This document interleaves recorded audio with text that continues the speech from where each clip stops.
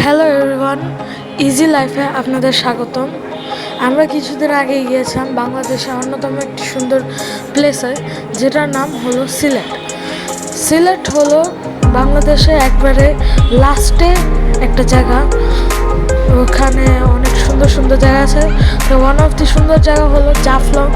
জাফলংয়ের 0 পয়েন্টে অনেক সুন্দর লাগে, ওয়েদারটাও ঠান্ডা, ইভেন্ট অনেক সুন্দর। আর যাদের পানি পছন্দ তারা তো যাবেন এখানে।